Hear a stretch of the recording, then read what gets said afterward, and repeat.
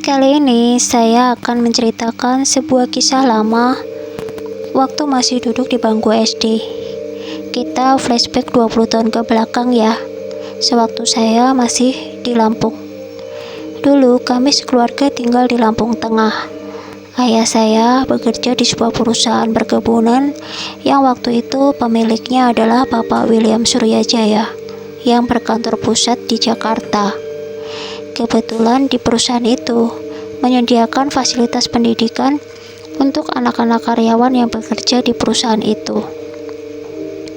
Sekolah itu ada di bawah naungan sebuah yayasan Saverius. 9 tahun saya mengenyam pendidikan di sana. Kenapa ayah saya menyekolahkan di sana?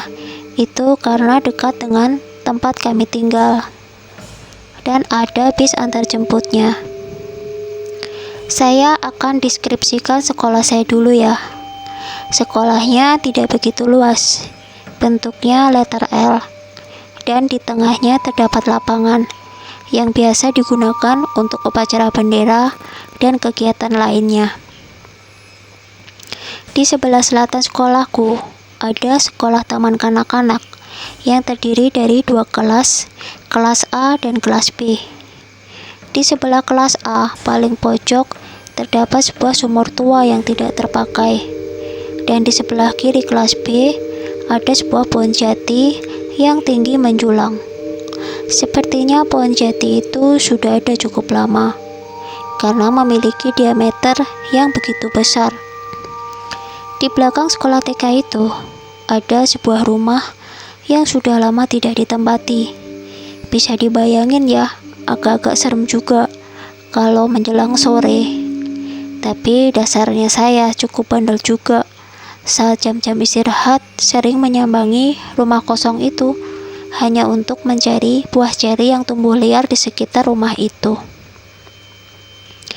Nah, itu aja ya deskripsi tentang sekolahku. Di sini saya akan menceritakan tentang suster muka rata di belakang sekolah TK. Dekat dengan rumah kosong itu.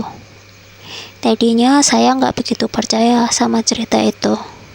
Saya hanya menganggap itu cuma mitos turun-temurun yang dibentuk agar nggak banyak anak-anak yang main ke rumah kosong itu saat jam istirahat. Karena seringnya mereka main ke sana, pagar pembatas sering rusak karena dibuka paksa. Kebetulan hari itu ada kegiatan ekstrakurikuler, yaitu pramuka. Dimulai pukul 2 siang dan selesai pukul 5 sore. Di sela-sela kami menunggu jemputan, kami membuat sebuah permainan. Saya dan beberapa teman bermain petak umpet di sekolah TK itu. Karena yang mengikuti kegiatan tidak banyak, jadi suasana waktu itu agak sepi. Di tengahnya bermain, saya ingin buang air kecil. Nah, ada satu kamar mandi di dekat kelas A. Bergegaslah saya ke sana dengan berlarian kecil. Sesampainya di sana, bukan main terkejutnya saya. Saya melihat penampakan sesosok suster dengan muka rata dan tanpa kaki. Saya menjerit histeris sampai kencing di celana. Teman-teman saya berlarian mencari saya yang waktu itu menangis ketakutan di dekat kamar mandi. Lalu mereka membawa saya pergi dari tempat itu.